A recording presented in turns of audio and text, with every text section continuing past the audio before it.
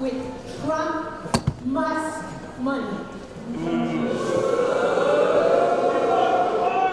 In addition to that, Democrats have not won 3 terms in a row for a very, very, very long time.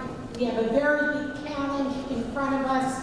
These candidates have a very big challenge, and you can just imagine what it would be like with Trump in the White House and a Jack Ciattarelli as the governor.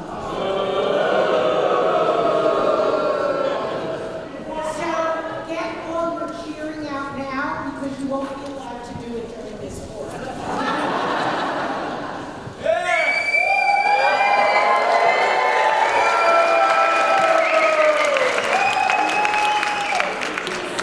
Something we have never done before.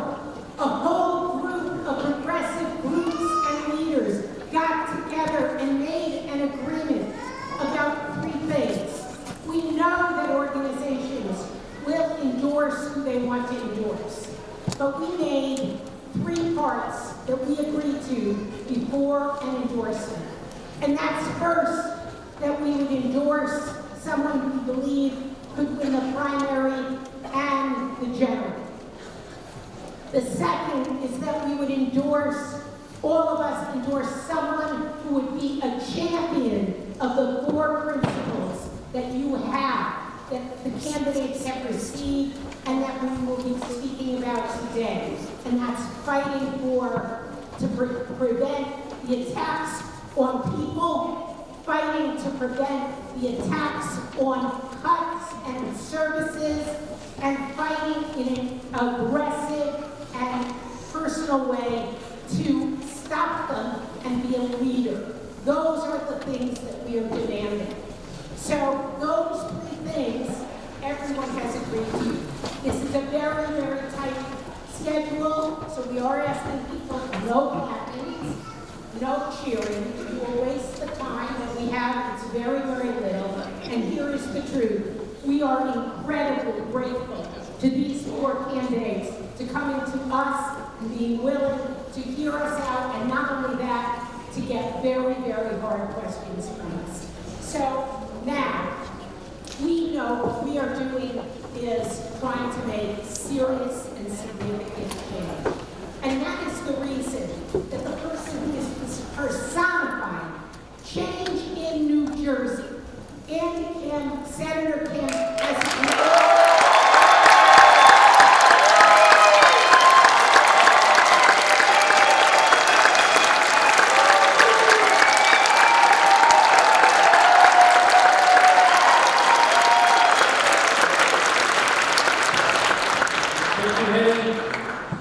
Thank you everyone for showing up. I'm so glad to see you all here this morning and to stand before you as your United States Senator.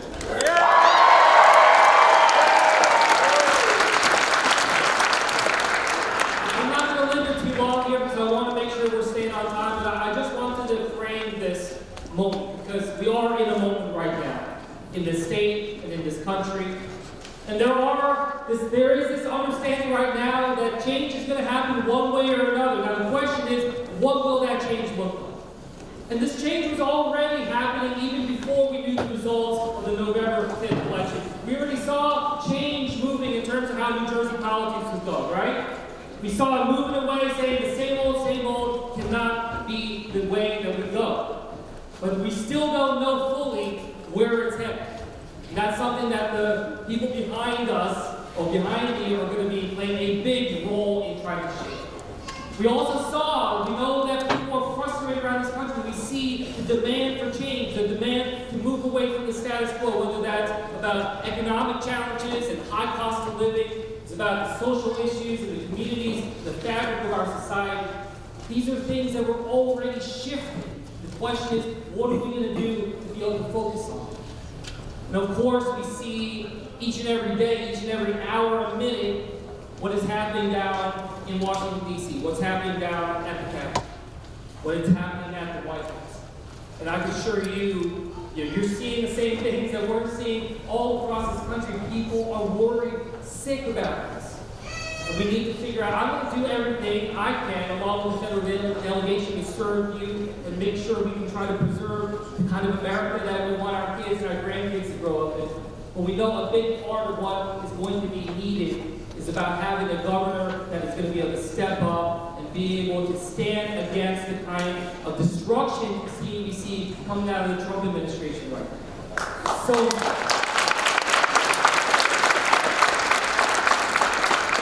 I just wanted to frame it in that way. You understand, change is happening, no matter what. We cannot just say we're not taking a position and therefore feel like we can be neutral in it. Things are all shifting beneath our feet, and the question is, how are we going to adapt? And that's going to be a big part of how we talk about it today. I'm really grateful to have this opportunity to work alongside so many incredible organizations that have been in this fight for years, trying to have a change that we deserve to have in this state. And I can also say I'm really happy to be able to stand up here, not as a candidate running statewide anymore.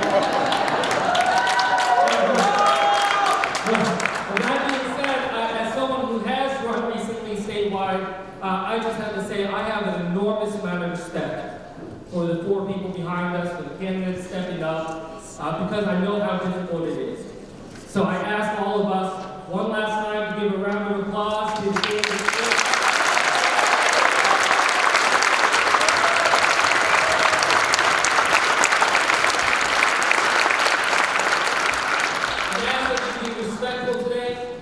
That we make sure that we listen, we make sure that we ask questions and be able to have the kind of responses that we want to have from a future leader of this state, but we do so understanding what's at stake and what it is that we're trying to do to seek the change that we do. So with that, we'll get started off with anything else you need?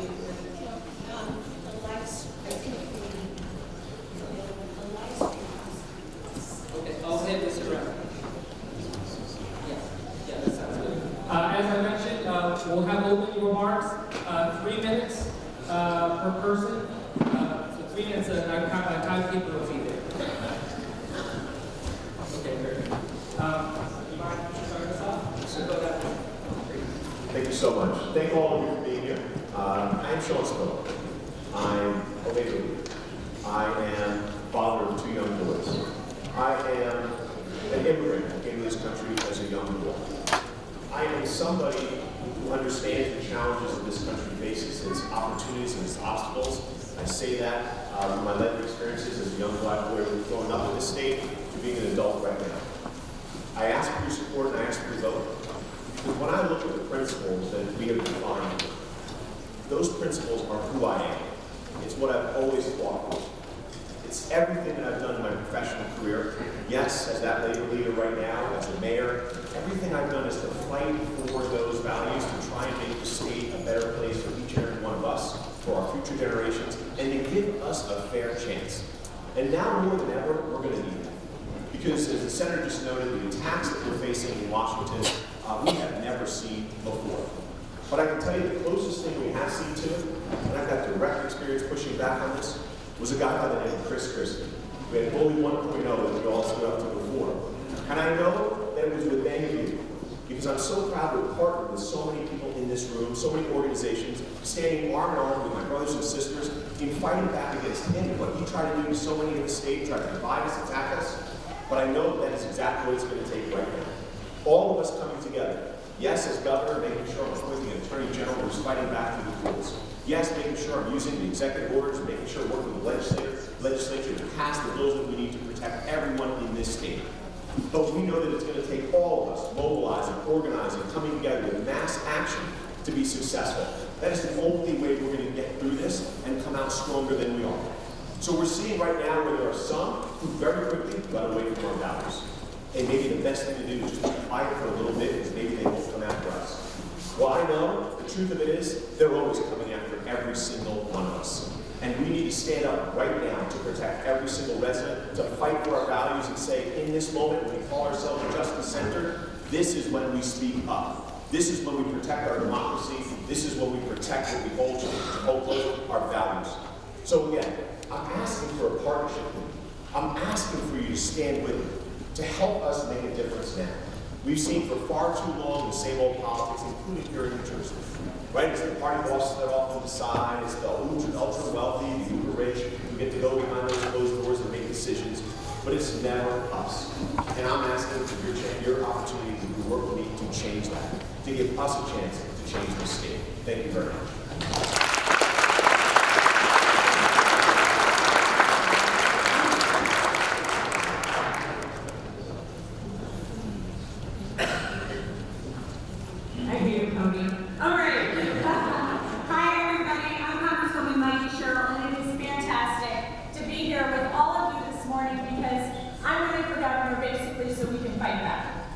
So we can fight back against the horrible things we see across the country, because in New Jersey, that is not who we are and it's not what we stand for. So I come to you today as a veteran, as a mom, as a granddaughter of a union member, and whose job actually created my family's security in the middle class. I come to you today as the product of immigrants who fled religious persecution, who fled famine, and came to this country for a better opportunity. And I come to you as somebody who has taken full advantage of the opportunities that this nation has offered. When I was a little girl and said I wanted to be a Navy helicopter pilot, my dad said, you know what, I don't think the Naval Academy takes women. And I don't think the Navy has women pilots. And yet by the time I graduated in the first class of women eligible for combat on ships and aircraft. So I see this country at its best, and yet, if you're younger than me, I'm in my 50s, if you're younger than me, maybe you don't feel like this country is offering that kind of opportunity. I hear from too many people that feel like they don't have a fair shot in this nation. So that's why New Jersey has to fight back. And I'm standing here as the only person on this stage, other than Andy, who has been in an administration fighting back against Trump, while at the same time finding ways to deliver for New Jersey. So when we didn't have enough money in Essex County to remediate all the lead pipes, I got the lead pipes fixed in Bloomfield and Belleville. When we were fighting to make sure that rivers were not flooding, the Whippany River wasn't flooding half of North Jersey, making sure we were desilting and desnagging after decades of inaction. Delivering, after 20 years of a fight, delivering on the flood tunnel in the Passaic that was killing people in flash floods. So these are the kind of things I was able to do. Continuing to deliver in tough times and working hard to protect our environment. It's why I'm the endorsed candidate of the League of Conservation Voters, because I've always fought hard for the environment, leading on the Great American Outdoors Act so we could conserve our open spaces here in New Jersey, delivering on the Blue Reservoir so we could protect that area and open it up, helping to deliver money and funding to keep our open spaces open and stop flooding and save the Drew Forest. So these are some of the things I've worked on here in New Jersey. So while I delivered and been the most effective lawmaker in the New Jersey delegation in the House, while I delivered on votes and been the biggest Democratic vote getter in the House, and I'm not even in the top 6 most Democratic districts, I've delivered on resources to address the key issues in my district. I've also fought back every step of the way against what I've seen coming from Washington and tearing apart the things we care about here. Thanks.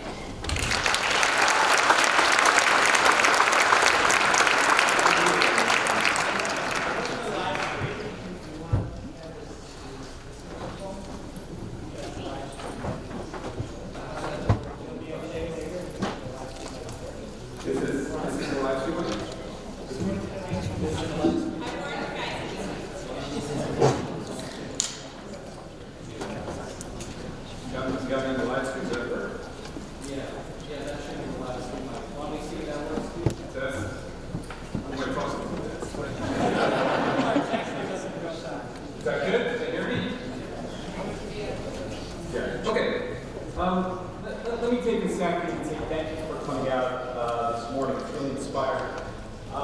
My hope is that at the end of this next hour and a half, you're going to walk away with something that's very clear about this election. You're going to say about me, hopefully, that maybe he's not the best speaker out of the bunch that's up there. Accept it. Maybe you're going to say that he doesn't have the political machine and he's based his campaigns on that typical politics. That's not what he's done. That's what other people have done.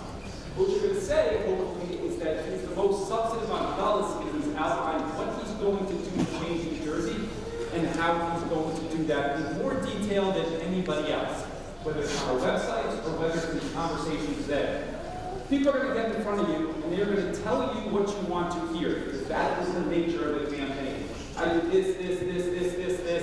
And the best indicator of what somebody is going to do as governor is not what they tell you this morning, it is what their track record is for the last 5, 10 plus years. I am proud that when we talk about immigration, we are at the forefront of that conversation in Jersey. The first to have immigrant affairs and only nationally accredited office in the country since 2014. Forefront of the revenue program for Ukraine, for Afghanistan, unapologetically supportive of the Immigrant Trust Act. I am proud that when paid sick leave was a conversation that nobody would touch. Jersey City was the 6th in the country to do it along with 32 BJ when it was polarized. I am proud that we worked with working families on the minimum wage. We nobody would do it. And we raised it, and now it's $22 in Jersey City. What I can tell you is that my track record in life speaks to what kind of governor I am. I'm from a family of immigrants, Holocaust survivors. They survived Auschwitz, 7 out of 35, immigrated here. My father had a deli in Newark. I know more about the deli business than any governor in the history of New York. I'm telling you, my mother dedicated her life to immigration services, the immigration services business director next door.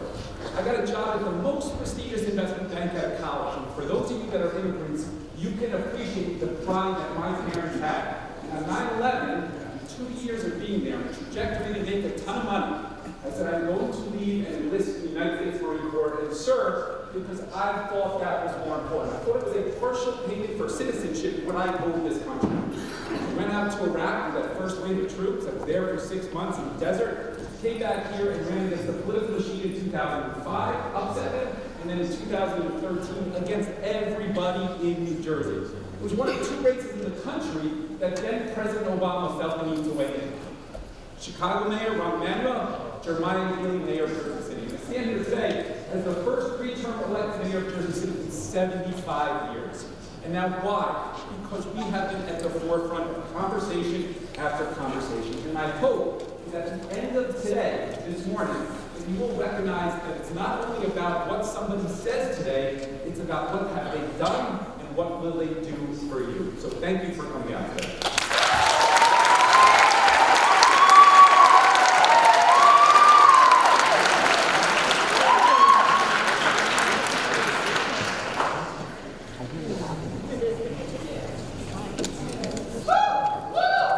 So this election is about trust and leadership. Who can you trust that will actually do the things that they say that they're going to do up here on the stage today? The real question I have is that everybody will tell you what they're going to do when they become the governor, but what have they done with the position and the power and the leverage that they have today? Who can you trust that will stand with working families, that will make millionaires pay their fair share, that will not try to rob the social services of the people of this state, particularly in the financial crisis, because we've been giving billionaires breaks in this state for decades? Who can you trust in the time of Donald Trump, who wants to give tax breaks to oligarchs while he takes away Medicaid and robs poor people in this country? Who can you trust that will stand with you, not because they say they're going to stand with you, but because they always have?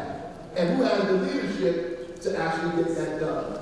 I would argue that I'm uniquely positioned in this space. Why? Because I don't represent insurance companies. I represent those who want their insurance lowered. I don't represent hospitals. I represent people who want lower hospital prices. I don't represent Blackstone. I don't represent the Kushners. I don't represent big money interests. I represent working class families. I don't represent people who are waiting for return on investment. I represent people waiting for return on their labor, who want higher wages and lower medical costs. These are the people I represent. I don't represent corporate developers. I represent the 4,000 families in New Jersey who are waiting to get affordable housing, those vouchers in their hand. the 230,000 people who do not have affordable housing. I represent people who want a public option, who want single payer system. I represent people who say they want Medicare for all. That's what I represent. I represent working families, and I always represent them because I'm not a blue dog Democrat. I'm not a centrist Democrat. I'm not a progressive when it's convenient. I've never ran, never bowed, never walked away, always stood strong on my democratic values, yesterday, today, and tomorrow. You can trust my leadership because what I'm going to do is what I've always done in the city of Newark and in the state of New Jersey. You can trust that. And my word is my bond, and my bond is my life, and I'll give my life before my word should fail. You can trust that. And everybody up here will tell you whatever it is they want you to hear and make you believe that they can do the things that they say they're going to do, but they have never actually done them. They never fought with these people and never fought the issues that I fight. So, if you supported immigrants, why didn't you come stand with me when they raided the place in Newark?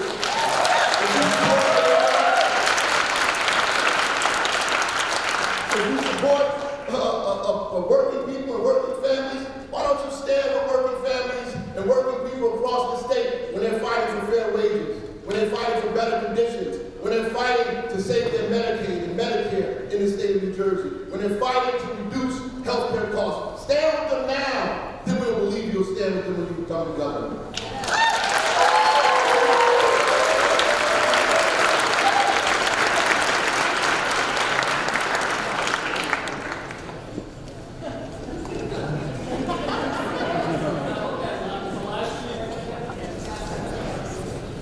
So we're going to proceed to some questions from the different groups that we have here. Amy, you want to start us off here?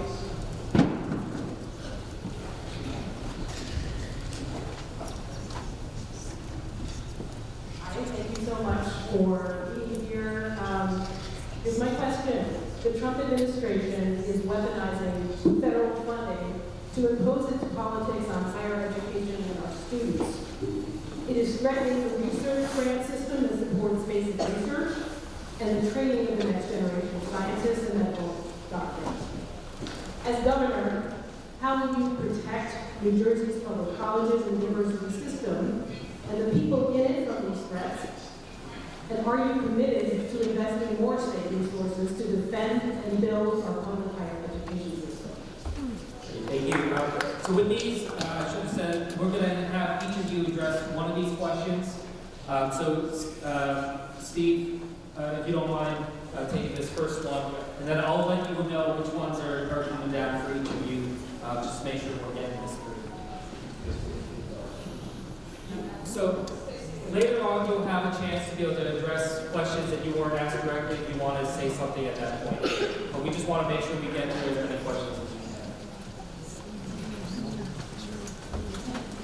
Thank you. We have 1 minute, is that quick? Okay, one minute, so 2 minutes. Okay. Okay, I see cards going up over here. First, let me just say thank you for the question. New Jersey prides itself both on outstanding schools and great higher education. I will tell you that out of all the candidates, the candidate that has the most extensive, detailed education platform on his site is our candidate. We speak about 2 parts in particular because we think K through 12 is something that works very well in New Jersey. And Governor Murphy deserves credit for funding the pension around that. But the opportunities exist around early education, and we've outlined that, 1 through 4 years, how we work with those families, and in particular around higher education. On higher education, we focus on a couple of things. I think there's a gap with regards to community college funding and what this legislature and trend has done every single year, fighting for 20 million, 30 million.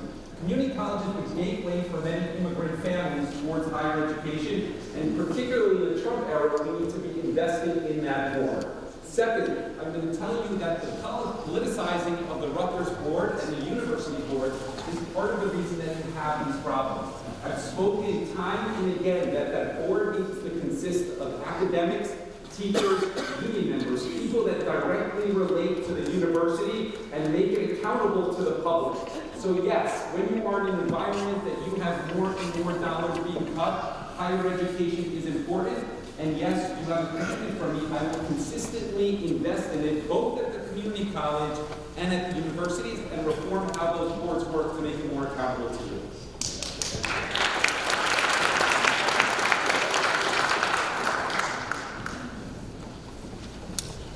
So the next question we're going to have, this will be directed to Congresswoman Mikey Sherrill. We'll have Cesar Romero ask this question.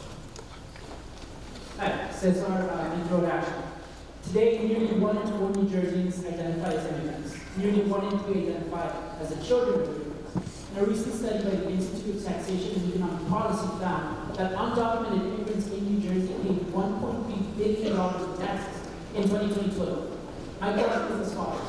In New Jersey, we have rights, like the right to driver's licenses, the right to higher education, and the Dream Act. How will you defend these rights against the Trump administration? And what are 3 things you will do as governor to further protect our immigrant community? Thank you.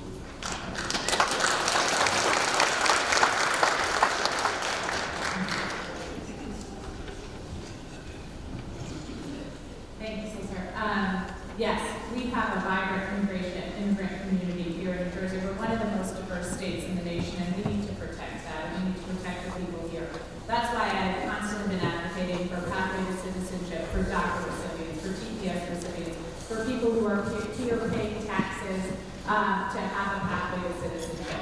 Once they are here, we need to protect against the Trump administration. We are seeing infiltration into our state right now, and we are questioning, as we have, whether or not these attacks are constitutional.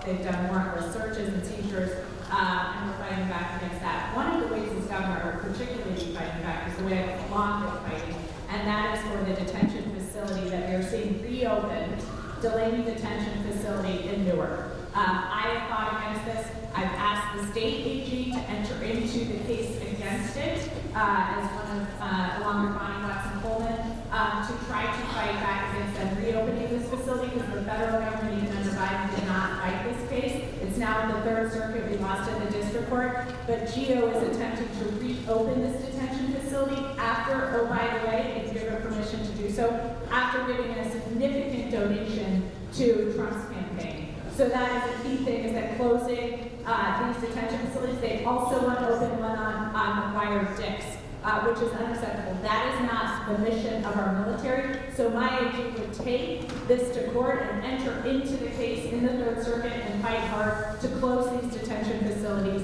in New Jersey. We also need to make sure that our schools are protected, that ICE agents are not entering into our schools. As the governor of New Jersey, I will protect our schools from ICE agents, making sure I long have a history of developing trust between police and communities that they serve. So making sure that our local and state law enforcement is not engaging in any of the unconstitutional practices with ICE, and that they are not working on some of the programs coming out of Washington and not engaging with them. Thank you.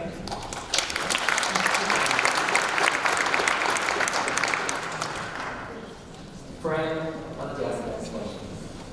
And you can direct this to Sean Stowe. No, I think we have enough here with.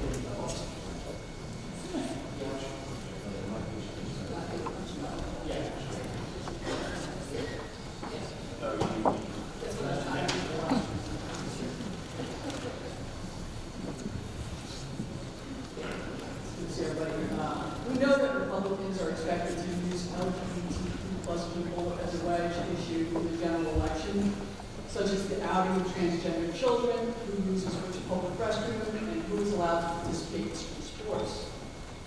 How will you address these attacks, and what will you do or say to ally with the LGBTQ plus community during this election?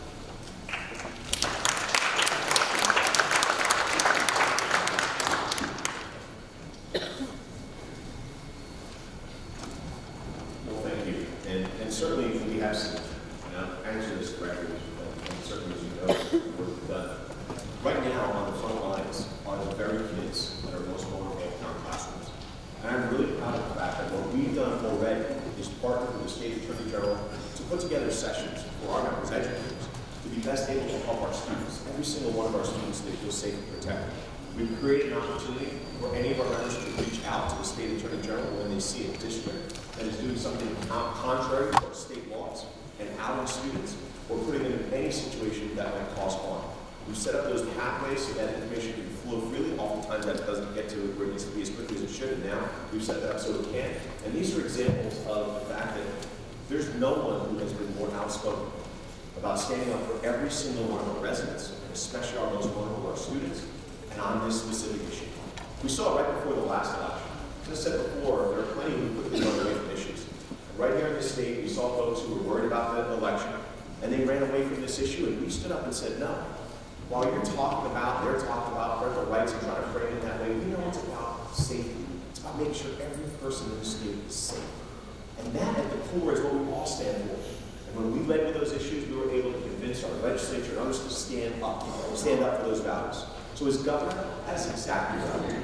I'll have a state attorney general who's fighting to make sure that every single one of our residents, our LGBTQIA+ community specifically, is protected, and we don't bend that knee.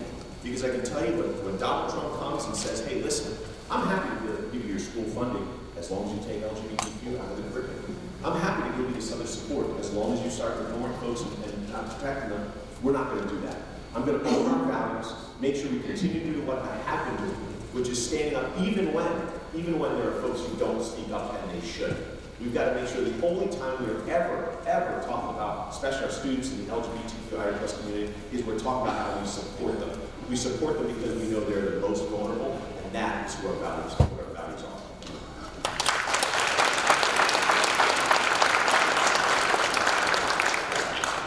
This next question is going to be from Mayor Baraka from College Ends.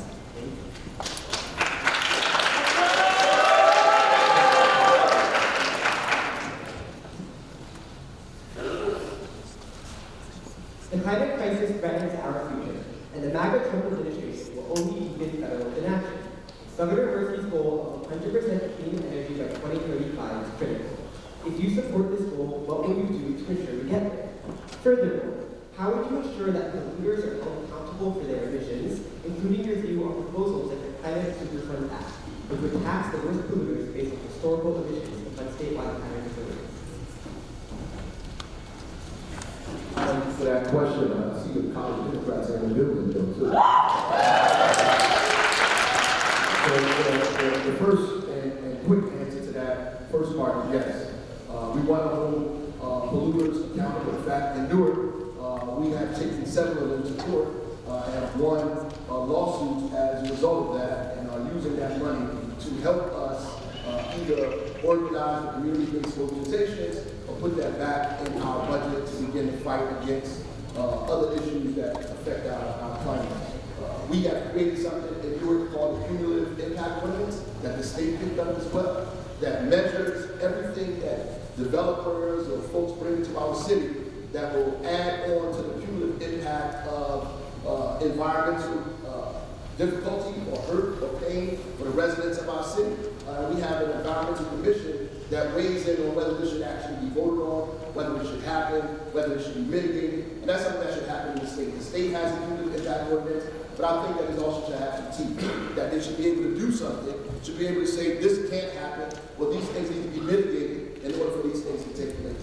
And absolutely, not only should we sue these folks, the state should, with the Attorney General, join into these suits and make sure that across the country that we're benefiting in class action suits, whether we talk about PFAS, particulate matter in the air, but also we need to continue Murphy's move towards 2035 for clean energy and clean environment for everybody in the state of New Jersey. Changing out trucks continuously in the state of New Jersey, pushing forward for clean energy with wind, particularly because in places like Huntington County, there are brownouts. Not in developing nations, but in Huntington County, the lights go out. So we need alternative forms of energy now because we're running out of energy in New Jersey. We need to do this and create tens of thousands of jobs in the process. So 2035, I agree with that. We keep pushing forward towards that, and everything that we can do, we should be doing to get a cleaner environment and alternative energy in New Jersey.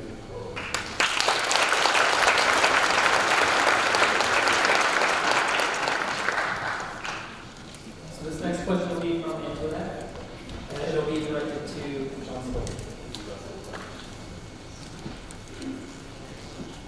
Thank you. New Jersey has been at the center of critical debates on democracy as state lawmakers have made decisions that directly impact fair and open government in recent years. The passage of restrictions on public records access, legal battles over eliminating the county line and securing ballot reform, and the independence of the Office of the Attorney General to hold powerful figures in both political parties accountable all raise urgent questions about the future of democracy in New Jersey. With these issues in mind, I have a three-part question. Very simple.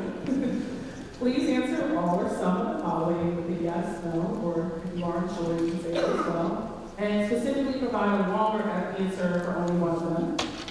First is, do you support a ballot redesign bill that moves us to office block but rejects the call to end bracketing of candidates and not trying on for a ballot position for each candidate? Do you support Attorney General Matt Biden's actions against Donald Trump and the stringent stance against corruption? And as governor, would you expand access to public records and seek to overturn parts of the bill passed last year that restricted access under the Open Public Records Act?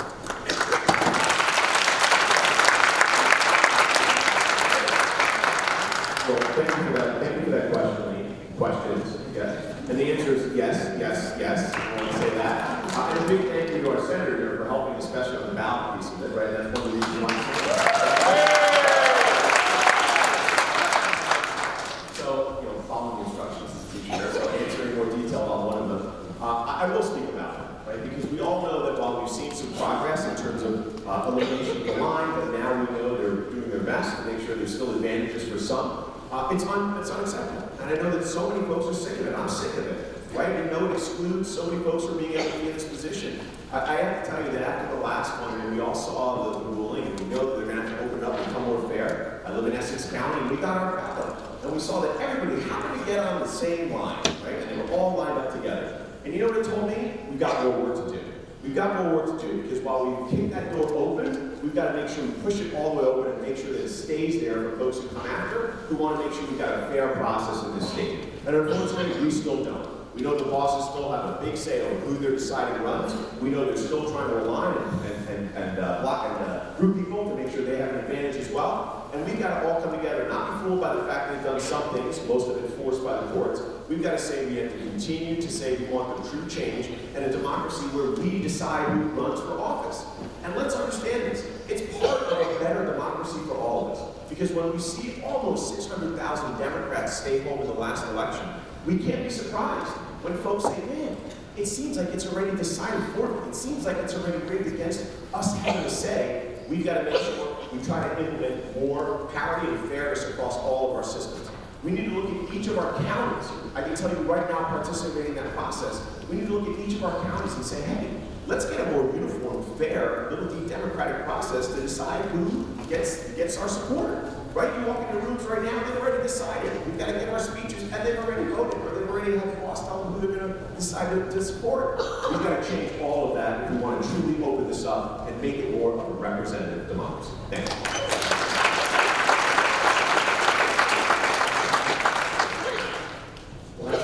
Anthony Mitchell. Ask the next question to Steve Fuller.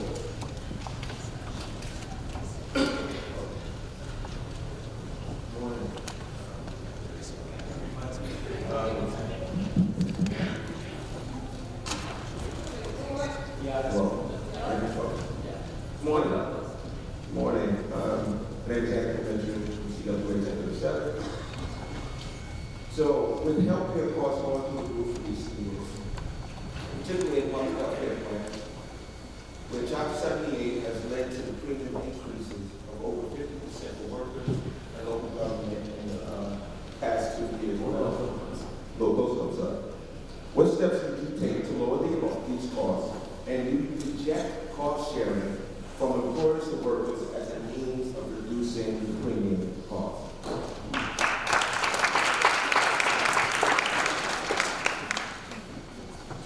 Yes. Well, let me start by saying wrong with New Jersey. The first is Verizon. Verizon has an absolute insurance monopoly as it relates to health premiums throughout New Jersey.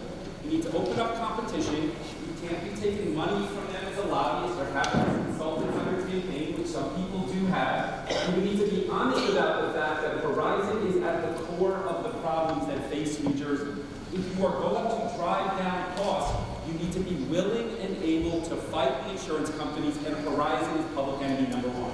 Number two is the fact that the hospitals in New Jersey have consolidated. Trenton has allowed them to consolidate, so you have less and less independent hospitals, which ultimately dictates who provides the health care to you. Your provider, meaning your doctor, no longer makes decisions. It's done by the healthcare hospital system that also has become more and more powerful throughout New Jersey. If you are going to change that, you need to be outspoken and say that those mergers need to be revisited, and we need to push back on that. So in summary, you are talking about Verizon, you are talking about reference-based pricing, you are talking about the hospital system. And if you are willing to confront those three things and be honest about them, which I do every single day about this conversation, I am confident that we can get these under control once again and drive down healthcare costs in New Jersey for everybody.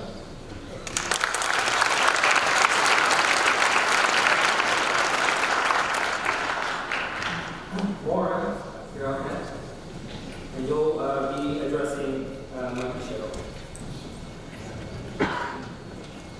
This year, in proposing his $58 billion budget for next year, Governor Murphy noted New Jersey has a structural deficit and proposed $1 billion in new tax and fee hikes to help close the gap. He mentioned specifically taxes on alcohol, cigarettes, online gambling, sports betting, and increases to the realty transfer fee, as well as subjecting more transactions and services to sales tax. He also cautioned that we may need to do more if federal cuts are made. This week, as has already been said, the House passed a budget resolution that calls for $2 trillion in cuts. And the New Jersey Department of Human Services reports that Medicaid alone in New Jersey is at risk of losing $10 billion. My question is, would you support raising new or existing taxes and fees to offset these cuts? And if so, which revenue sources would you prioritize?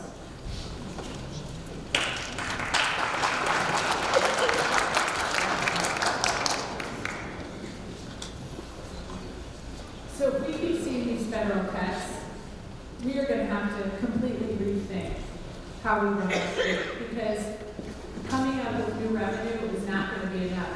The hit on Medicaid alone could be $22 billion. That's how much federal funding is. That's half our state budget. So we are going to have to completely rework how we run our state to protect the most vulnerable. At the same time, my Attorney General, should that come to pass, and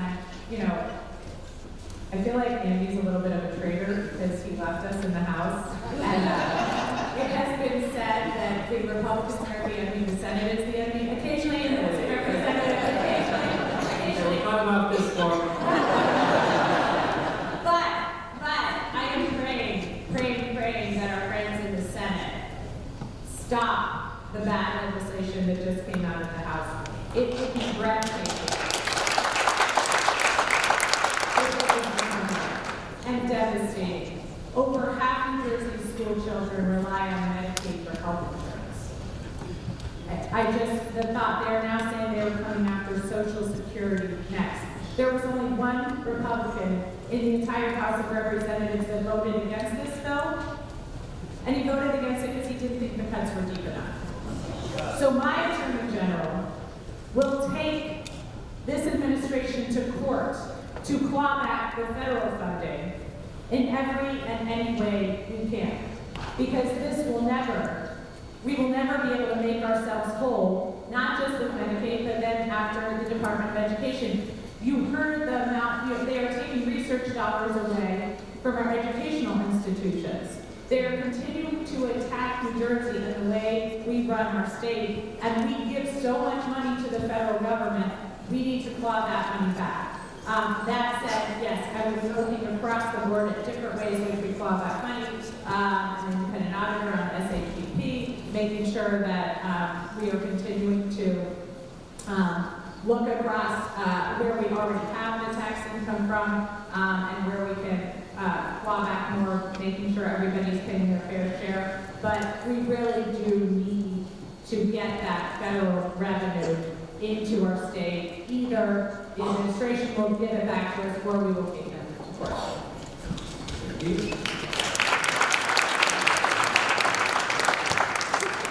Final question of this round will go to April. You're directed to President. Good morning. My name is Amy Fitch. I'm from SEIU 32.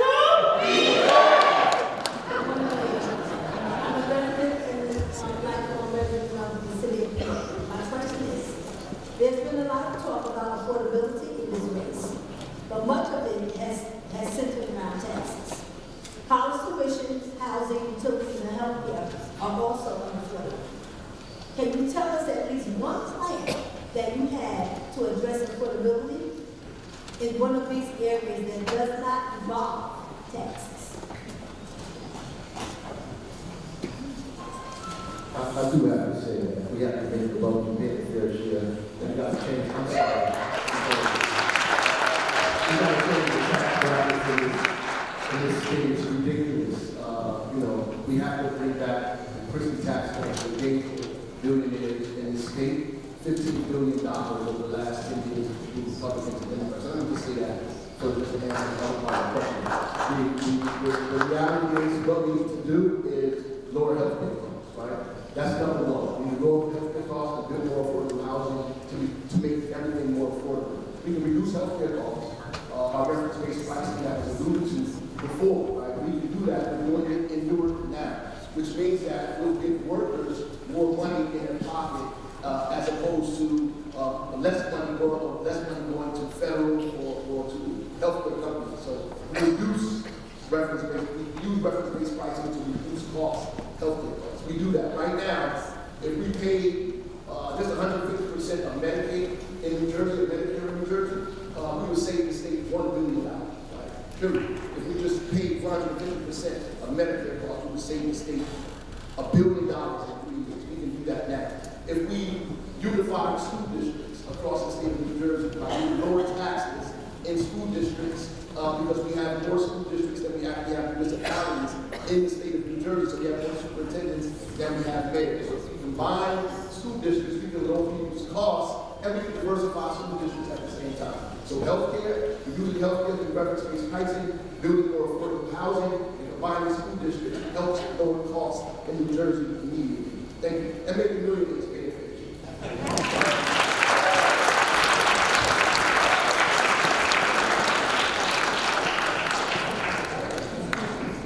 Okay, thank you. We're going to move on to another section. This will be a quick one. We're just going to have 4 kind of quick statements here, and you all just give sort of a thumbs up, thumbs down if you agree with this statement at this point. So, first one, as governor, I will propose significant ethics reforms, including stronger conflicts of interest rules and greater transparency. Thumbs up.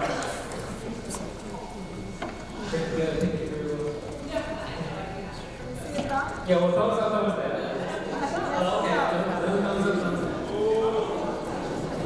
Okay. Well, we're going to just go through these. I support expanded early voting, same-day voter registration. Do you agree with that? Do you agree with that? The New Jersey governor and legislature should take action up to and including withholding data from the federal government to protect New Jersey residents from Elon Musk's access to their personal information.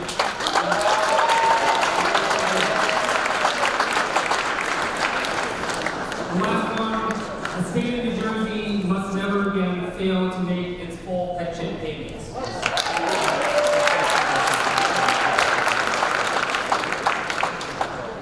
I'm going to switch gears here, and I'm going to just start asking some questions and have just sort of a bit more of a conversation. I'll direct it to you. You don't have to get me, maybe stand up from your seats, but you don't have to come up to the front here, just so that we can have more of a conversation that way. Mike, I think I'll start with you here. You were just talking about the threat that we see come forward with the reconciliation bill from the Republicans. And look, we're going to do everything we can to try to stop it. but there's a very real possibility that it will go into effect. And we see the other actions that Musk is leading and trying to, and Trump is pushing on to try to abolish different parts of our government. We saw what happened to USAID. And we've heard from Trump as well as Linda McMahon, head of the Department of Education, that they're trying to abolish the Department of Education. So Mike, I guess I just want to say, if they move forward to abolish or try to abolish the Department of Education, we see them trying to push out resources to the states through block grants or other things like that. Like, what would be your plan as a governor to be able to push back? I know all of these, it's about pushing for an AG to be able to sue, and that's sort of a given across all of these. But what else would you do as governor to be able to push back against an effort to abolish the Department of Education and protect our education system? Just make sure you have the last few minutes. Yeah. Yeah. No, you have to vote. Remember, these are live. At all times. So don't waste it. Yeah. Got it. And we'll do 2 minutes. Okay. Yeah, there is, this is an incredible threat that we've seen coming again and again. So we have a strategy: litigate, legislate, mobilize. I'm on the Rapid Response Task Force of the Litigation Subcommittee as a former recovering lawyer, if you will, along with people like Jamie Raskin and Jonah Goose, making sure that we are talking to public interest law firms, ensuring we are doing amicus briefs. You'll see that coming out of Washington soon.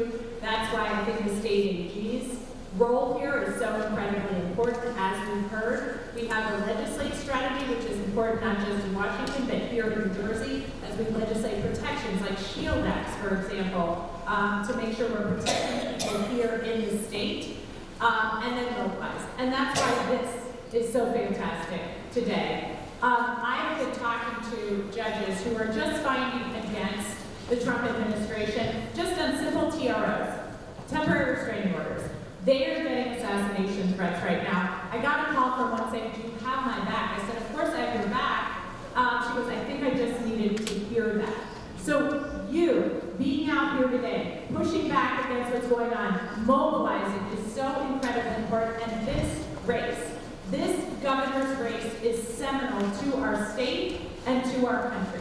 Because I will tell you, I think we can prove that New Jersey is not a red state. New Jersey is not even a purple state. New Jersey is definitively a blue state. And we will show across the country what we think about what's going on in Washington. And when we do so, we will drive a wedge into the Republican Party in Washington and hopefully see the people that seem to lack courage completely across the board. Not one person, remember we just needed 3, not one person voted against taking health care away from the most vulnerable people in this nation. Not one Republican did that, but they will be showing a little bit of spine when it comes to observing their own self-interest. And if we can show them here the blue way that we are building, that will make them take a step back and think about how they can stop what's going on in Washington. So this is really important today. Thanks, Andy.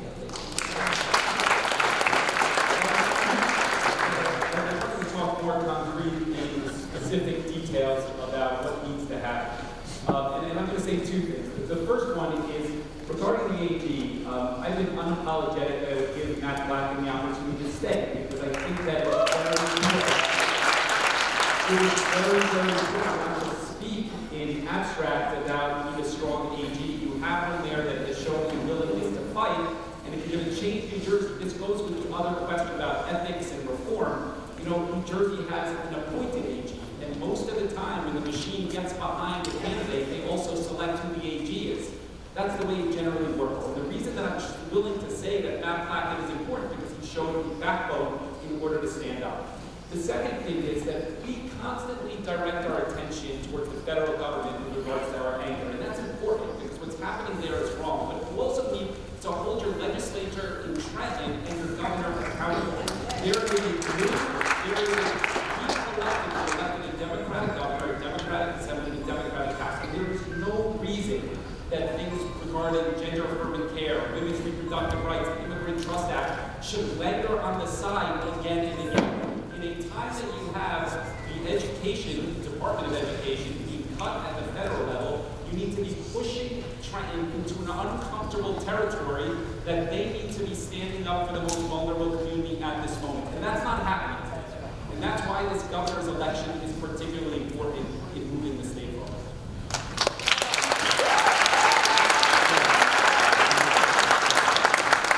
So, I would agree with Mayor Fuller, that's correct,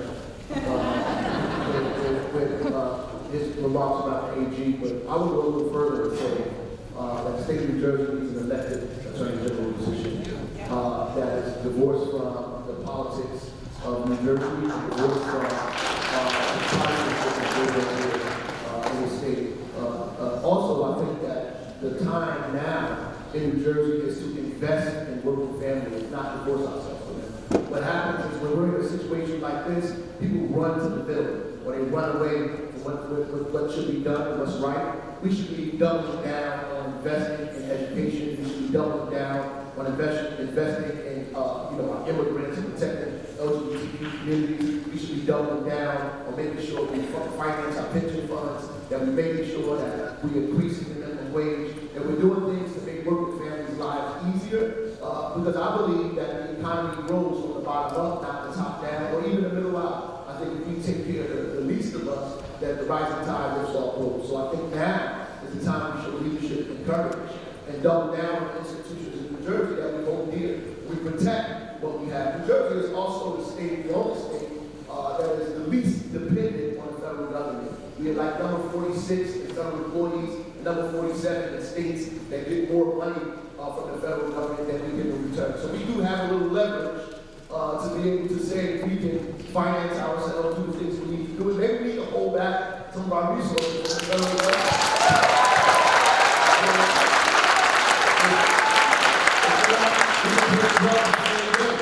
We're not going to give you our money if you are going to cut resources to us, because we're saying to you, and maybe we go to court and we fight this out and figure out what the people of this country will stand for. And I believe wholeheartedly they always stand for democracy.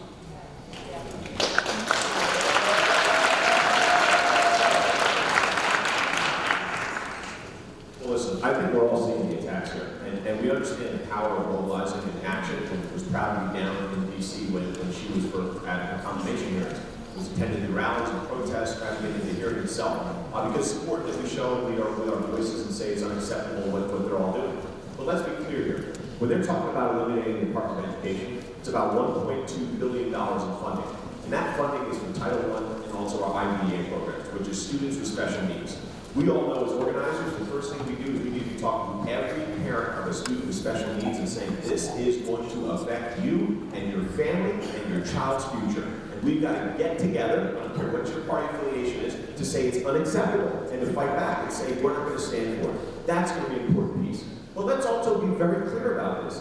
They are not eliminating all these departments. They're not stealing all this money away to then say, oh, here, states, we're just going to give it to you to do what you want with it. They're doing it so they can put it in Elon Musk's pocket. They're doing it so they can tax breaks to billionaires, and certainly the ultra-rich corporations.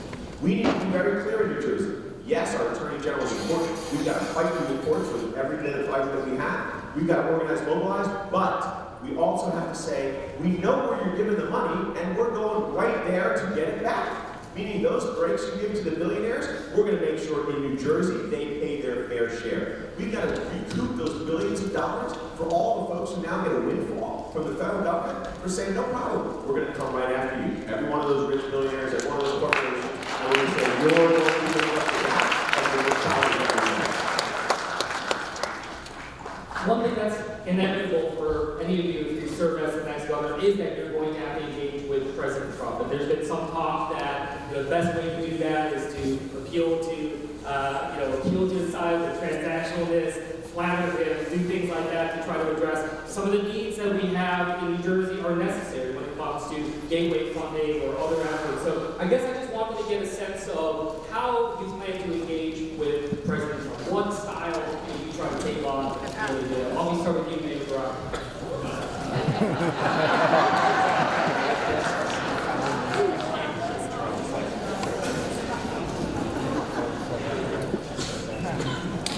I was asked this question on the talk show, the same exact question, worded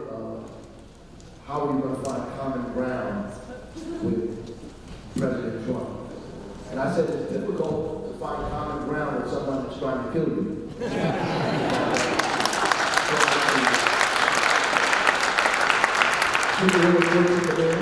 The Fourth Amendment, tell people they can't, celebrate Black History Month, that's pulling Medicaid for working families. It's hard because you can't find common ground with somebody you don't have anything in common with, right? So that's very, very, very difficult for me to do. Now, if President Trump has an epiphany and says that he wants to invest in affordable housing, public housing, and not cut, public housing, we can organize around that. We can organize around protecting immigrants and investing in our economy and expanding diversity, equity, and inclusion. We can have discussions about protecting the LGBTQ community. We can have discussions about growing our economy from investment in small businesses. We can have discussions about whether the economy is going to grow up and down the most densely populated corridor in the nation, and how the Gateway Tunnel helps that population, and how the economy grows because diversity helps that economy. Because 45% of the residents in New Jersey identify as non-white or mixed race. So diversity is not just a matter of social justice, it's a matter of economic opportunity and justice as well. So we can have those kind of discussions. I'll be glad to have a real discussion, an intellectual one, with him about why democracy works, why the Constitution works, why the Bill of Rights works, all those things. So, I don't know.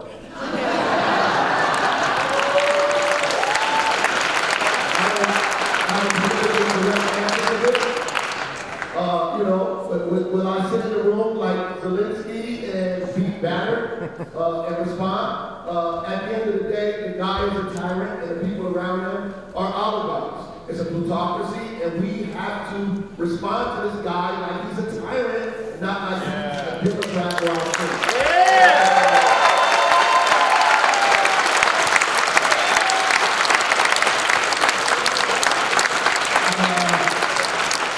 I want to expand a little bit on that, and I agree with a lot of what Brad said. And I just want to expand that. What have we learned in the first 4 years in the last month is that he responds and he respects strength. And that leads me to the next part of this. If we nominate, to tie it back into this conversation, if we nominate a Republican-like or a moderate or somebody that doesn't outline their core values, there is zero chance of success in June, November, and for the next 4 years. You need to articulate a vision and then be willing to stand up for that time and time again. I think few people in New Jersey have the scars that I do from doing that again and again and again. I don't think there's another person that's been sued personally and professionally by Jared Kushner for 5 years over the tax break that they ended up losing. Your track record speaks to how you will govern over the next 4 years. Brad said that earlier, and I think that's very, very true. And so I think I agree with everything Brad. You need to be strong. And you need to recognize the fact that he responds strength to strength, and the governor of New Jersey needs to demonstrate that strength.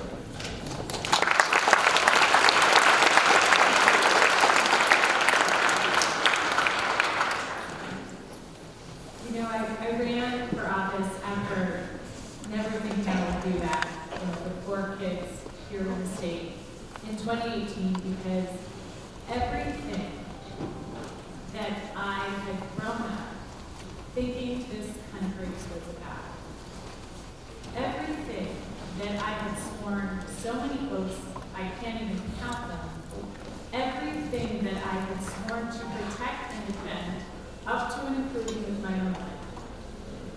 Every dream I've had for my children and my grandchildren, everything I believe in about this country is under attack right now from Donald Trump. And I cannot imagine how I would work with him when he is working to destroy everything that I love. So I don't think I'm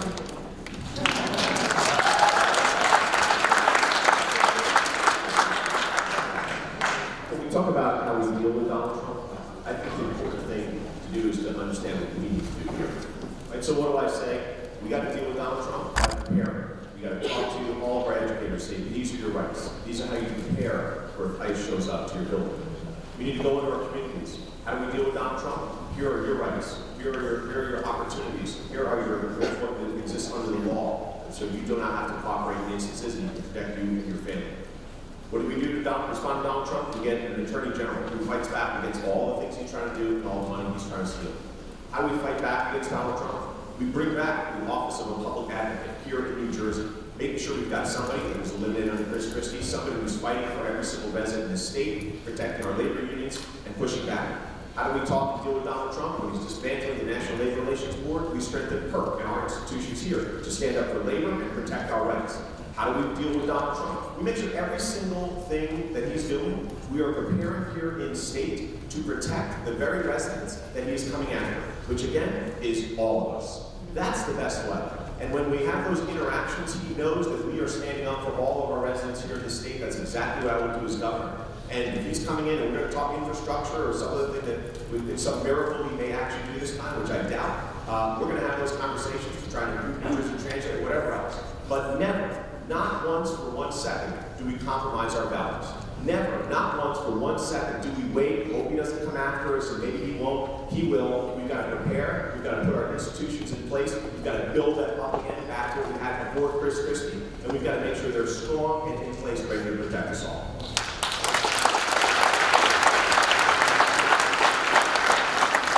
So we leave this time around and then we'll make our way down the other way.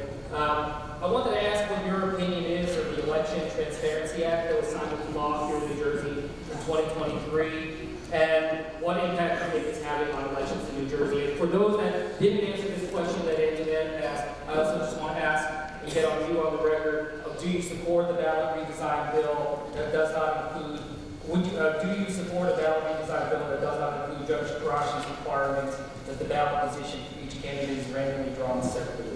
So I know you already answered that. Yeah, I did, right. It has to be random, right? Right. And when we talk about ballot redesign, and certainly all the different things that are going through the legislature right now, what we need to see, we know that it is still not fair, right? I just say this, and I go back to the example I gave before, and I think it's striking, maybe it's the teacher in me, right? But when you see a random drawing where you've got 10 people that all are the supported candidate and they all line up on the same line, you know it's not fair. Right? The argument to the judge should be, Your Honor, is math, right? It doesn't work. We've got to make sure that we're putting in real protections for folks, again, so we have a much more open process and we can all participate. But I think it doesn't end there. When we have all these county committees, many who don't even get a vote, some who leadership already decides beforehand, we've got to boil down to that granular level to say, hey, the process of democracy, the process of elections starts through our primaries, it moves, yes, to the general election, but we've got to make sure, again, that we have a process that opens it up to folks and allows everyone to compete. It's not a level playing field right now. We're dealing with this. You know, it's more open than it's been, again, thanks to the work that's been done. That's why you're seeing more people on the stage. That's why you're seeing more of us in this race right now, and there's a chance for us. But we've got to make sure we understand that the power is not just going to be given over. They're not going to walk away from it. We've got to make sure, again, we're fighting for what we need here.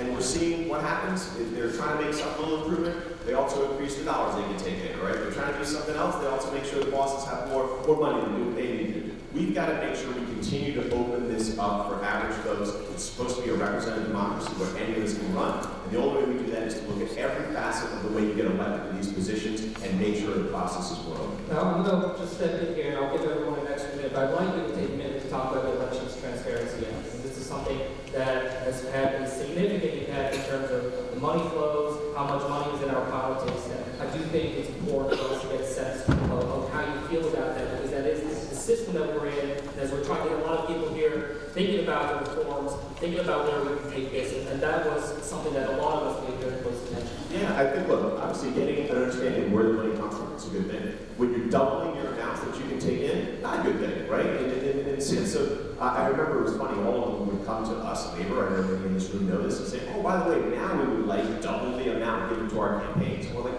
where do you think these dollars are coming from? And what it means is that less and less of average folks can compete. Because if you don't have the big money, if you're not the Elon Musks, the millionaires and billionaires, you're not the ones who can give these dollars to these campaigns, right? Whether it's a candidate or certainly the party, right?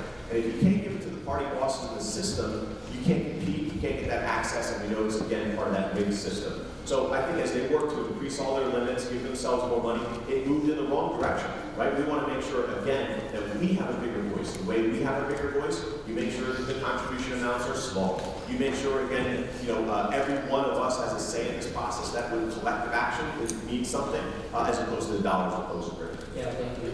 Mike, over to you. You can take up to 3 minutes. But just this idea of just the ballot reform writ large, where is that going? What is it that we're trying to achieve, and this sense of fairness on the ballot, as well as your thoughts on the elections transparency?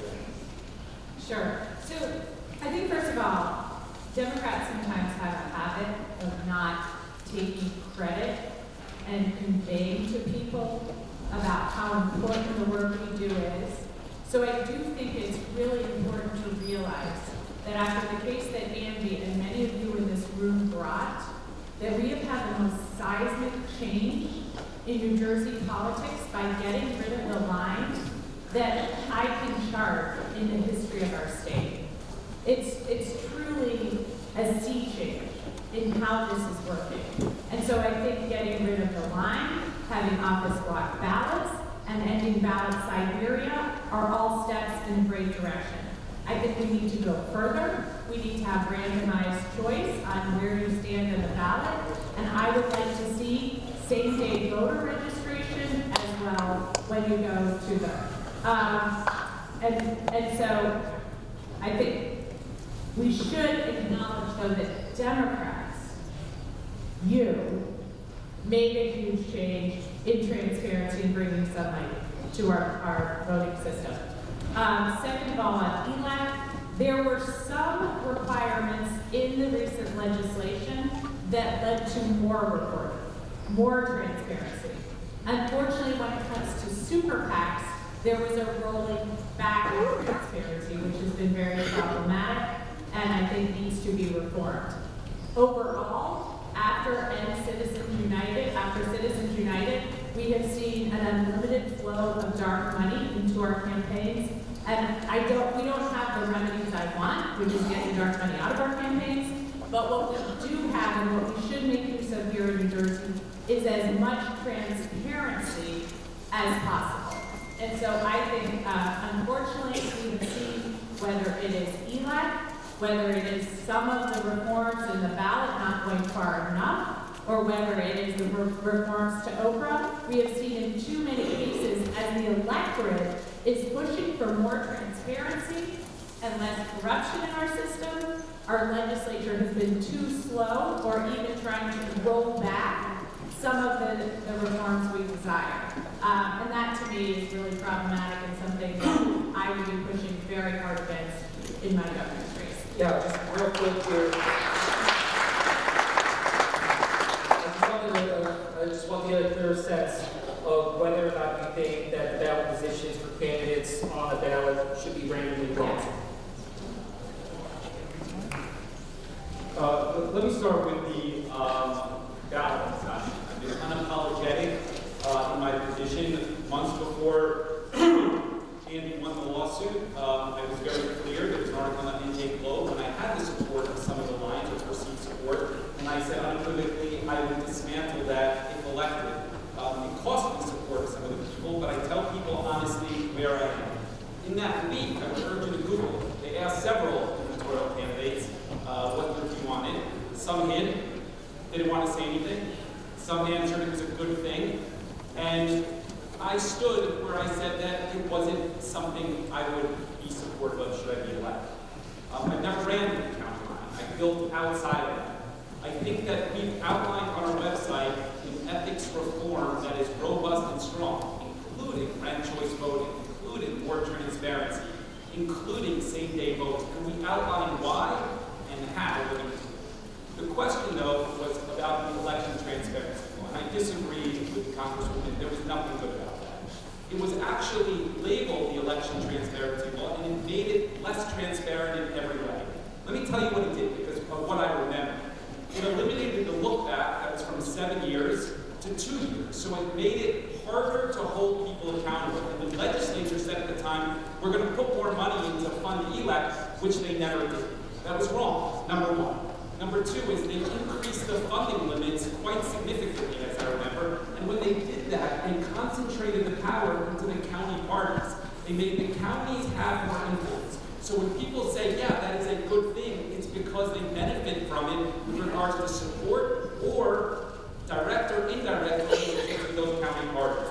They forgave violations for people that had violations going back 3-4 years, people in leadership in Trenton. They forgave those violations again by saying, well, we're going to change the law a little bit, and this new law will be better because we call it transparency in the name, so you will believe us. And there's nothing good about that.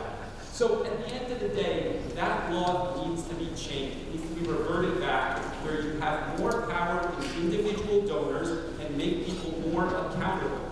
Deconcentrating the power from those county apparatuses is something that benefits everybody in this room. I want to tell you one other thing. When you go down to Trenton and you fight, as we did together, regarding Oprah, public records access, and ethics reform, and transparency, and you say to yourself, how is it possible that thousands of people come out and nobody in Trenton listens to what's obviously good government?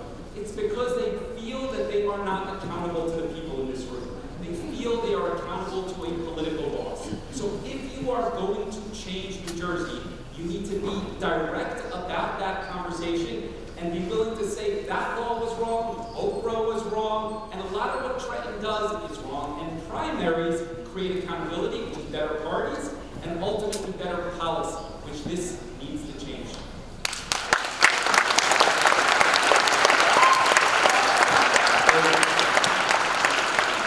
I would start by saying that I would support any lawsuit against the Senate bill that's about to come out if it's passed. I would support any lawsuit immediately because I think it falls short of what the judge tried to make happen here in the state of New Jersey. You can always count on people who have privilege to do what they can to hold on the remnants of the privilege that they feel that they're getting ready to lose.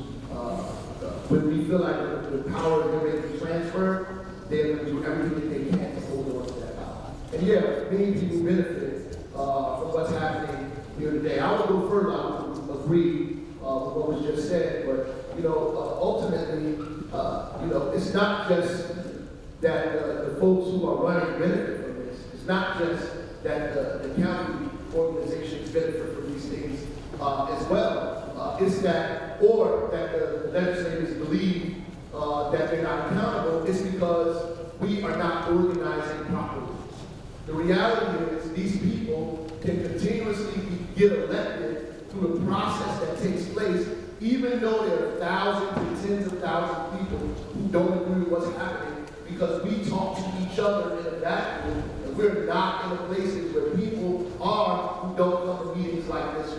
We have to go to working class people and talk to them about the issues and make these issues relevant to their life, right? So we have to talk about pocketbook issues and democracy in the same sentence in places where folks are, in barbershops, and beauty parlors, and nail salons, and bars, and all the places where working families are going to places. We cannot just talk to each other, hold our fists in the air, be angry with our big folk out, say I'm going to burn the whole thing down.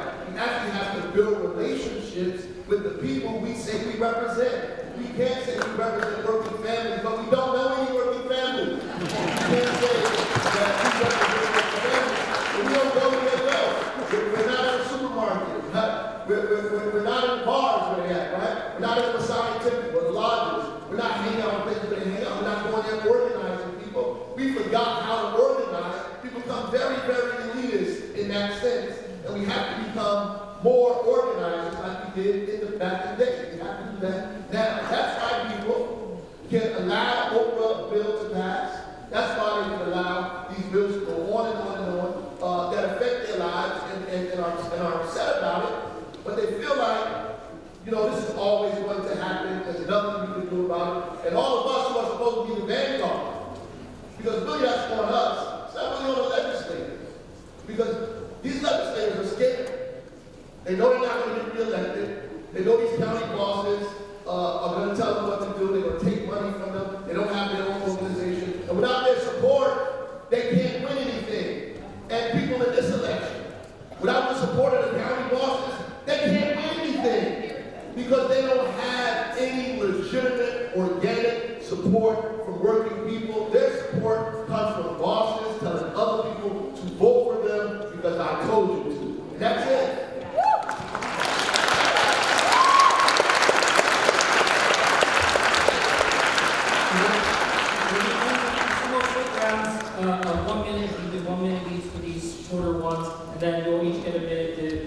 close out any question you haven't had a chance to address or anything else you want to say before we bring this to a close. Thank you everybody for your patience, and I hope it's been enjoyable. Just a quick one, this will be 1 minute each. We'll start with you, Mayor Fullo. Is there an individual, an organization, or corporate, or trade group, or industry that you will not take money from, or if you did, you would refer? I would say anybody associated with Elon Musk, I would not be.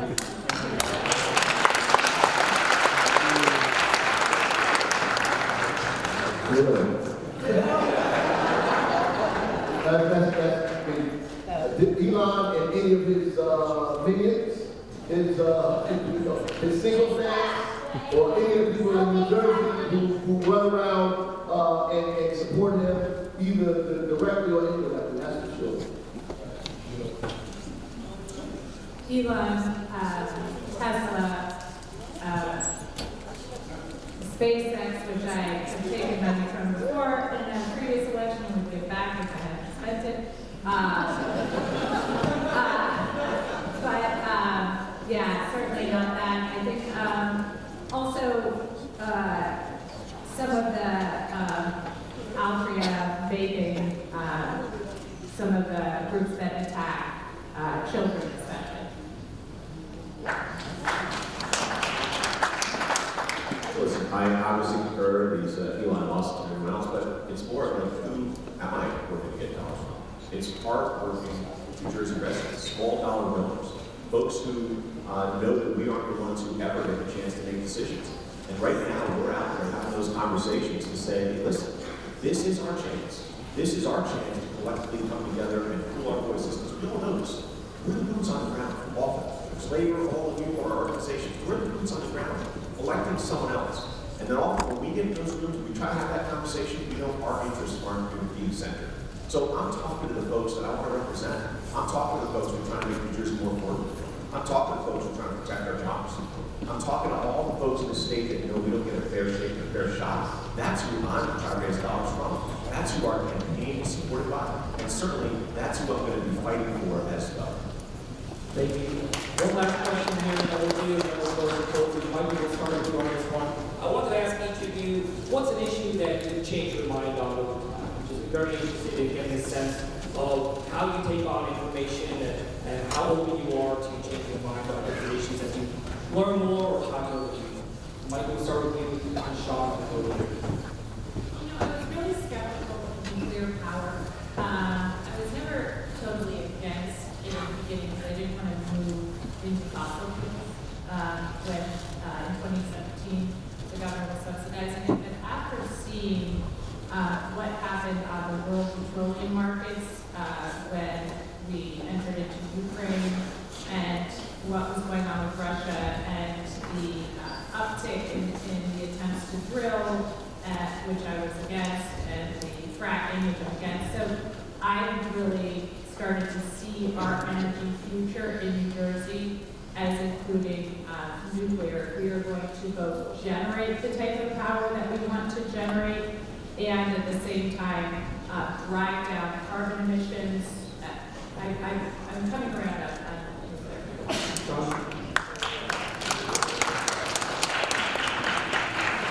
Well, maybe I'll just answer it personally and then talk about policy pieces. But I got to tell you, the first thing that comes to my mind is I always remember as a kid growing up and I would say, I want to know what folks are happening. Like I'd rather, and I say that because people would make a comment or say something and I'd say, oh, I know where they're coming from, I know who they are. And for me, watching Donald Trump come forward and do what he's done, really normalize, just the hatred, the racism, the bigotry. I've changed my mind. I'm like, oh my God, I think we're in a better place where at least people were embarrassed, if nothing else, about being so overtly mean and racist and bigoted. And look where the country is now. So it's just for me, just a reflection point of, oh my God, look where we've come to and how hard we're going to have to work to come back. But specifically around policies, and certainly did this as mayor, I took my role at NJA. For me, it's bringing folks together. So I don't think there's an issue where it says, oh, I was over here and over here. But it's, hey, we know what our values are, our value principles are. For example, when the first ever rent control law in Montclair, do what we had to do for folks. But bringing everyone into the room, we said, okay, these are what we've got to do. But if we talk to everybody, we can find that ground and we can get something done.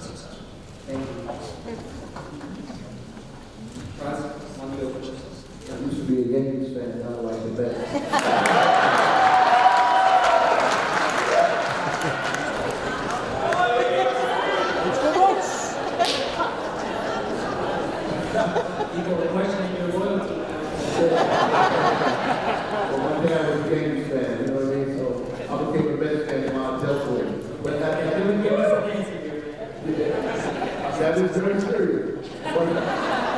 But the reality, to me, I mean, ultimately, growing up in the city of Newark, my fight has always been, in my mind, for working families and to make sure that working people had everything they need.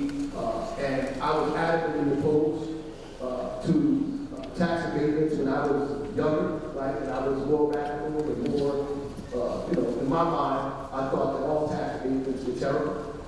When I became the mayor of the city, I began to realize that you can use these kind of tools to bring affordable housing, to bring open space, to allow people to mitigate the environmental concerns that we have around flooding, to change sewer water pipes, to change water delivery pipes, that you can get them to plant trees, do all kinds of things when you embrace tax abatements, that you can use some of these tools to help local families in the city, and you can do those in the state. So I was adamantly opposed to that, but I ran against tax abatements.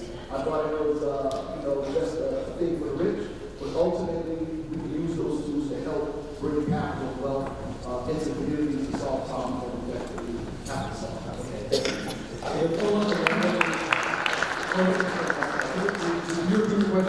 So the question is there an issue that you change your mind upon over the course of time? My support for Kenny Murphy.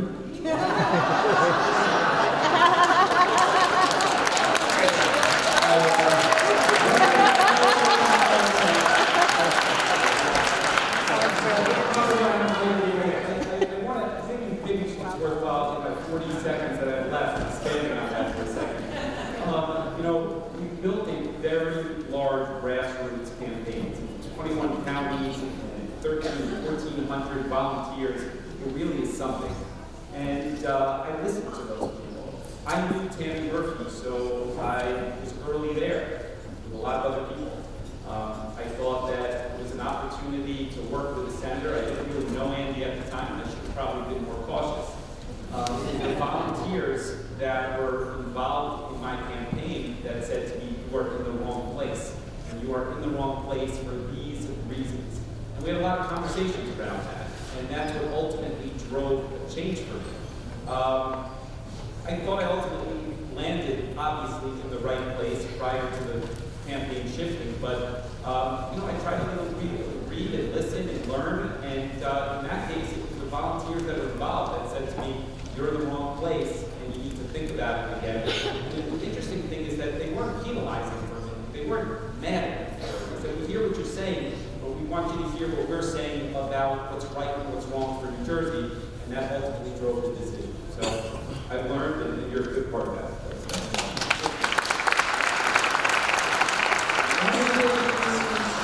A minute or so, just saying final words here. Is there one that you can come up and stay here? So I just want to thank everybody for coming out. Thank you, Senator Finn, for facilitating this. I do want to say that it bothers me that Democrats are always lamenting about our ability to win statewide race. And most of the time we argue about who can win and not about what message can win over and over, especially in a state with 800,000 more Democrats registered than anybody else. This is a problem for me that we continue to do this, especially when we say, when we fight, we win. When I announced that I was running for governor at the Trenton War Memorial during Black History Month, I knew it would be an uphill battle. They said we wouldn't raise the money, but we did. They said we wouldn't be able to get votes outside of Essex County, but we are. They say our policies are too progressive, they're too radical. Working families up and down the state are embracing it. I believe that ultimately the only way we win is when we fight. That we have to make the same sacrifices Harriet Tubman made. Same sacrifices that they made for an 8-hour day, for against child labor laws, for increasing the minimum wage. The same sacrifices people made in Harlan County, the coal mine wars. Same sacrifices people made in the Haymarket massacre. Same sacrifices people made in this country to get us where we are today. If we're afraid to sacrifice, then we're afraid to fight. If we're afraid to fight, then we're afraid to win. If you're around people that say, oh, this can't happen, that can't happen, you can separate yourself from them because they're not prepared to fight. If they're not prepared to fight, then they ain't prepared to win.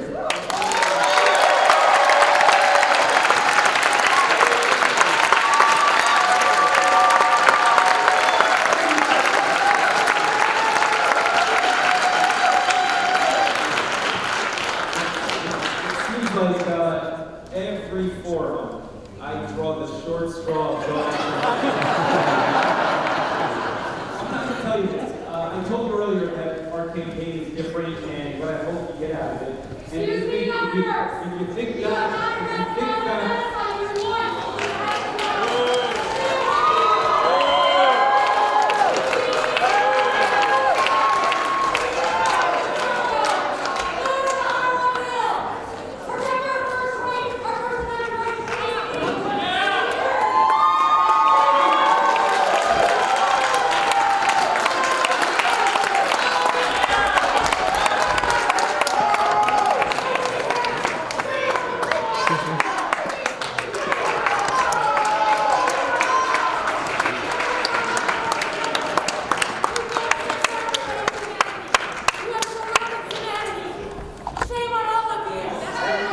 Stop supporting terrorism!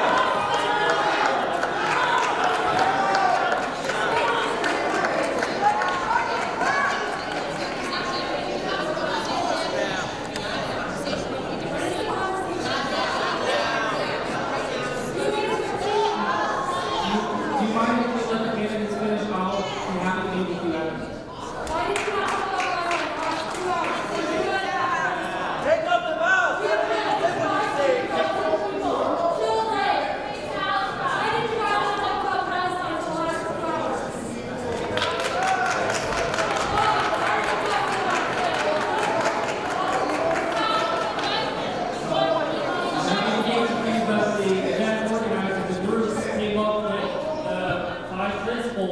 That they wanted to talk about in this forum.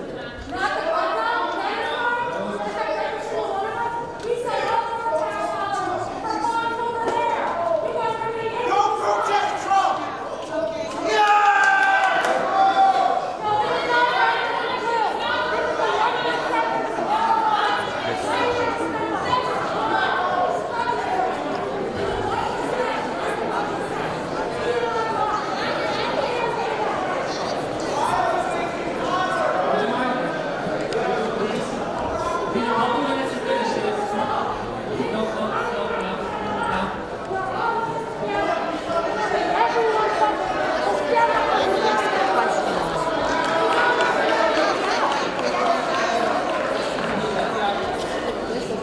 We'll finish this up.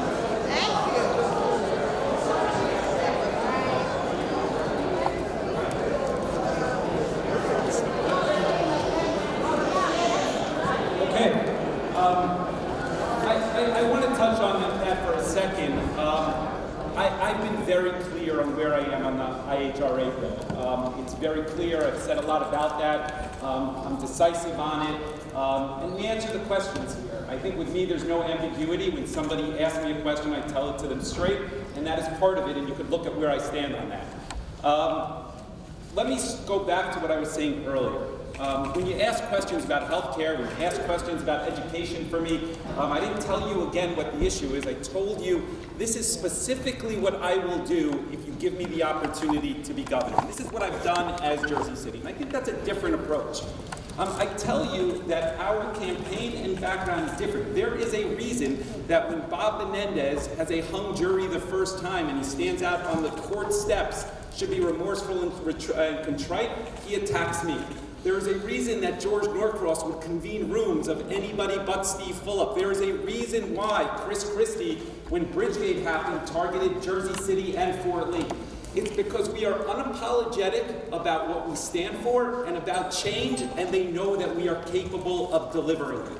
I am telling you this because we started this campaign early, a year and a half ago, for two reasons. To build a grassroots organization that was not relying on those political machines, and we're doing it. I told you we have 1,400 volunteers involved weekly. Something different. And the second part was because we wanted to be more detailed on policy than anybody else. Answer questions, whether it's tough things like the IHRA, which I said I would not support, and the Jewish community didn't like that I said that, and I explained to them why this is not a good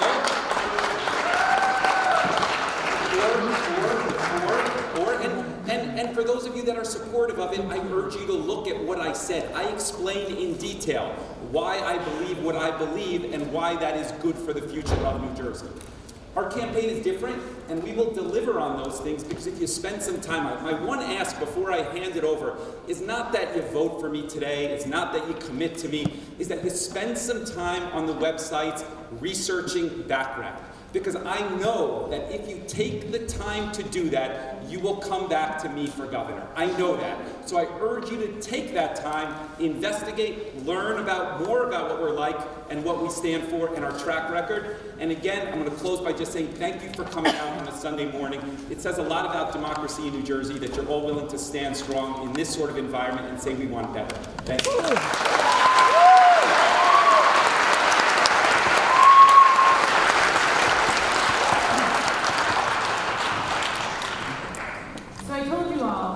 This, to me, at its heart, this campaign is about fighting back. And it's But you were a murderer! You voted for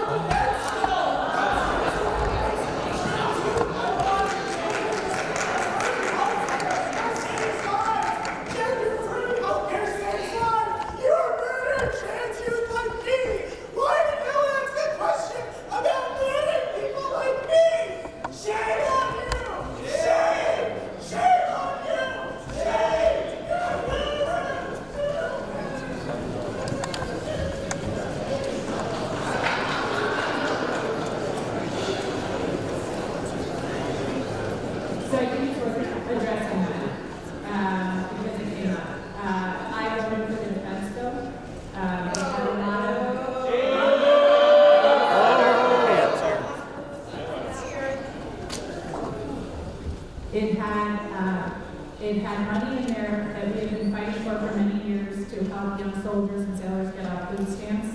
It had a plan in there to get contraception for a year-long prescription as opposed to the 3-month. We fought back against travel bans. Of course, we've lost that. And we had fought out any trans legislation in that bill. As it came to the floor after Trump had won the election, the speaker put the trans poison pill in there. We voted it through, many of us, knowing that if we did not, and if it came back in a Republican majority, it would be far worse with more attacks. I am a proponent of making New Jersey a state with shield laws, making sure that there are privacy laws, making sure that insurance companies pay for gender-affirming care, and making sure that parents and students have rights on their own care here in New Jersey to protect against the federal government. I will also, if I could just have one more minute, I just also want to tell you that if we are going to fight back against what's going on in Washington, it's going to take all of us. It's going to take a different kind of leadership. It's going to take somebody who isn't willing to accept the status quo and who is willing to stand up for those things we believe in. Along with Andy and a group of national security, other national security people, we led the caucus on impeaching the president the first time. I will tell you, I came to office in a Trump district. I thought that was probably going to be one of the last votes I took in office, but it was important to stand up to power there and to make sure that we continue to advocate for the things we care about. I've continued to do that, and if you want to know how I be as governor, look at my record. Look at how I delivered for the people of New Jersey and how I worked hard to become the most effective member. Look at how I built broad coalitions. You want to know how to build a ground game in New Jersey? Just come ask me. I've done it. In 2018, I had the largest red to blue flip in the entire nation. That's because of the work we've done, and we've been everywhere. I've built broad coalitions of grassroots progressives, of union leaders, of people who sort of lost faith in the Democratic Party. I've brought them back in. This is what it's going to take to succeed. And so I just want to thank each and every one of you for coming out on a Sunday, for taking the time because you care so much about this country that you're willing to give up your time, you're willing to make sure you're fighting for this, and you're not willing to allow everything we care about and everything we love be destroyed by the President of the United States. So thank you all so much for having me today. I sincerely appreciate it. Thank you.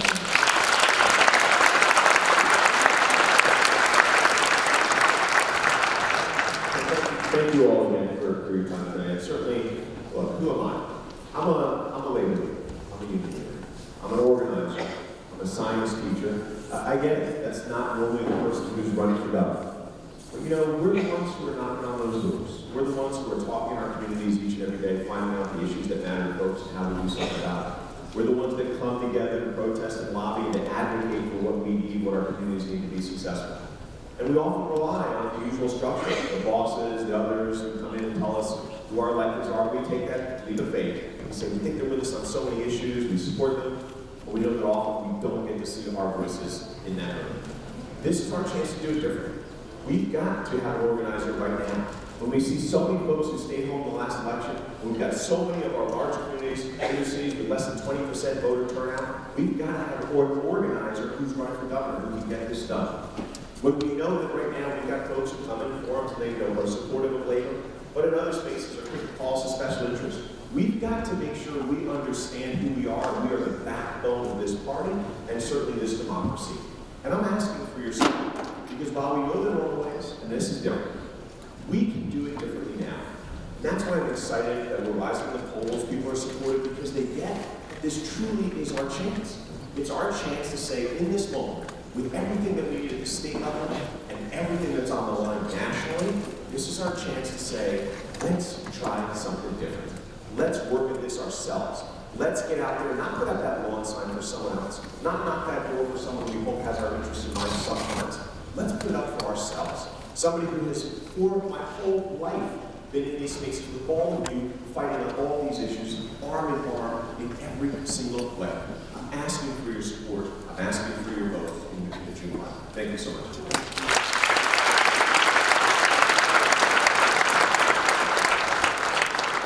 If you actually respect our time, you should say something about the genocide in Palestine. It's important to raise. You know, and we saw right now, we see with President Trump saying that America should own Gaza. You see the efforts that they're going to put forward that are making it harder for civilians, whether in Palestine, in Ukraine, and elsewhere, when it comes to just the sheer amount of loss of life and just what our country, especially this Trump administration, is pushing in that direction. What we see today, you know, I saw a headline today about cutting off of humanitarian assistance yet again to so many people in Gaza. Those are things we absolutely have to stand against. And it's important. It's important that we stand up for our trans community, and right now, more than ever, we see the weaponization that is happening, and we able to make sure that we stand up against this kind of hate that is out there. You know, I know people are worried sick right now. A lot of different crises that are out there, a lot of different communities under attack, and they feel very personal. And that's why it's important that we have people that are stepping up in these roles right now to be able to channel that voice, to be able to stand up so that all of us working together in that type of capacity. These are dangerous times. These are historic times. And right now, it's more important than ever that you all and people around our state wake up and pay attention to this. So the fact that you showed up here today is so important. But I now ask you to think about, what are you going to do tomorrow? What are you going to do next week?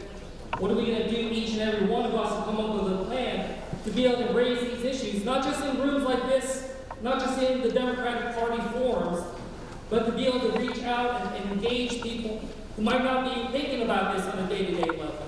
You know, understanding the challenges that we face once and for all, and recognizing the threat that we face from President Trump and his administration on so many of these issues. I get it, we have differences of opinions on some of these important issues, but what we also recognize is that we face a tremendous threat right now that we have to stand up against. So look, again, the people behind me, I've been in their shoes before, you know, I've been in their position before, and it's tough. I hope you can join me one last time here. A round of applause. Thank you for showing up.